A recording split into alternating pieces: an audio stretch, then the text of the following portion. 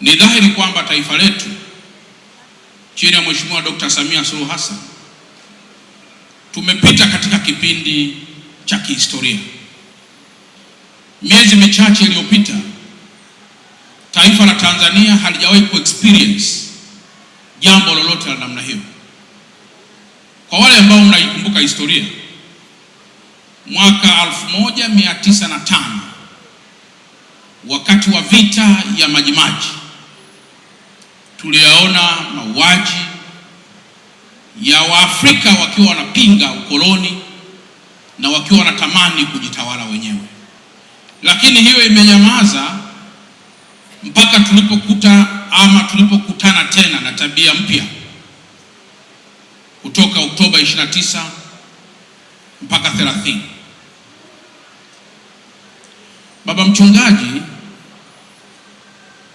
neno chuki ameumbiwa mwanadamu.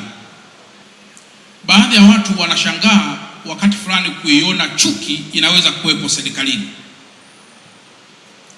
Lakini ninyi waamini, kama kweli ninyi ni waaminifu, na kama hapa navyoona kweli ninyi ni waaminifu, ukiona kuna chuki makanisani ambako msalaba unanena nyakati zote, nadhani unaweza kaelewa serikalini inaweza kuata mara 5. Wapo watu ambao wanaweza kumchukia tu baba mchungaji Mastari, wakaikuza chuki na kutamani kulipasua kanisa. Silaha mojawapo ya kusambaratisha chuki ni kupiga magoti mbele ya madhabahu ukiutazama msalaba wa Kristo. Ninyi kama waamini mkiruhusu chuki hiyo ikajaa katika kanisa, watu 5,000 tunaoamwabudu Mungu leo mtavunjika mioyo na mtamtaja Mungu tena kama kimbilio. Vivyo hivyo silaha ya kweli katika kuisambaratisha chuki katika serikali ni kupiga tu magoti mbele ya madhabahu haya na kumuita Mungu asimame kuliongoza taifa lake.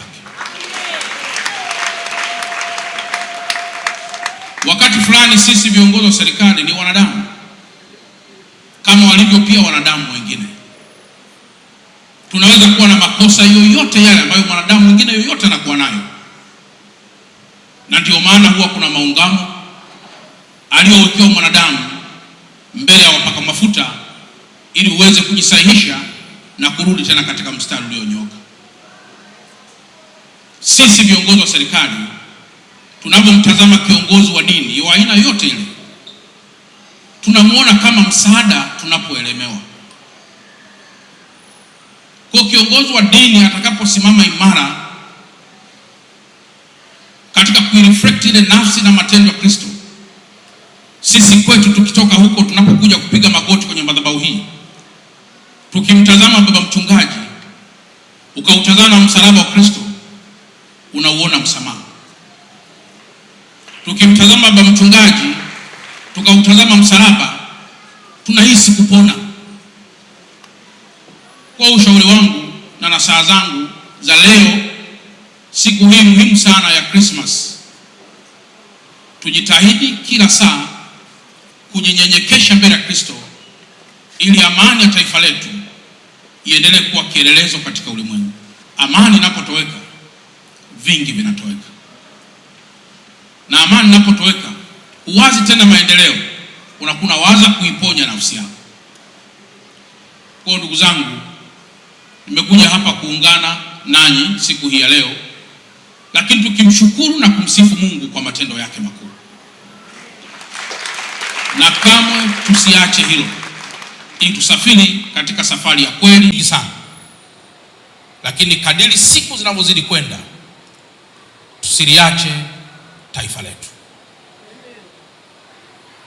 Wachungaji, tuendelee kuomba, lakini na sisi tuwe waaminifu katika hayo maombi, ili Mwenyezi Mungu aweze kuyapokea kama sala ya kweli tunapomuomba katika kila jambo linalotukabili. Mheshimiwa Rais wa Jamhuri ya Muungano wa Tanzania, ni shauku yake kwamba kila mmoja afanye vitu kwa uhuru. Baba yangu mmoja wa kiroho tarehe 29, tarehe 30 aliniuliza, waumini wanauliza wanaweza kaenda asubuhi kanisani? Nikamwambia kwa kweli bado sina uhakika. Ile maana yake nini? Amani inapotoweka vingi vinatoweka, na amani inapotoweka huwazi tena maendeleo, unakuna waza kuiponya nafsi yako. Kwa ndugu zangu, nimekuja hapa kuungana nanyi siku hii ya leo, lakini tukimshukuru na kumsifu Mungu kwa matendo yake makuu, na kamwe tusiache hilo, ili tusafiri katika safari ya kweli ambayo Mungu mwenyewe ndiye huifanya kuwa ya kweli. Tutakuunga pia mkono katika shughuli hizi kwa kuchangia milioni 50 ambazo zitafanya kazi pia. Kwa wewe utajua itafanya kazi gani, kama italea watoto fine, na kama itaendeleza ujenzi katika safari ya kweli ambayo Mungu mwenyewe ndiye huifanya kuwa ya kweli. Mwisho, wakati baba mchungaji ananishirikisha kuhusiana na mtoto, mimi mwenyewe nimepokea kwa mikono miwili. Huko mtaani kuna watoto wanaitwa watoto wa mtaani, lakini ukweli hakuna mtaa unaozaa. Yule kazaliwa na mama, kazaliwa na baba. Na wakati fulani tusio wepesi sana wa kulaumu anayemtupa mtoto. Yako mengi, mimi kama mkuu wa mkoa na ninyi wenzangu mkiwasikiliza hawa kina mama, anasema nilitaka kuua lakini kasema bora nimwache Wasamaria wamwokote. Katika mazungumzo yetu nilimpa mkuu wa mkoa shauri kwamba kuna mtoto mpya tumempokea, ana miezi miwili lakini alipokea akiwa na siku 7. Kwa kuwa sisi tuko ndani ya mkoa wa Dar es Salaam, na kwa vile yeye amekuja kwenye usharika wetu, what about tukimbatiza huyu mtoto kwa jina lake, na yeye awe na mtoto hapa. Wakati mwingine pia tunasumbuliwa kwenye hizi huduma, basi tukiona kuna usumbufu unatokea, ukiona simu imeandikwa Jerusalem Home, unajua ni mahali mtoto wako yupo. Kwa hiyo hata kama utakuwa busy sana, itakuwa rahisi wewe kupokea ile simu na kusema kuna jambo gani huko. Kwa hiyo namshukuru mkuu wa mkoa, nilimpompa hilo wazo alilipokea na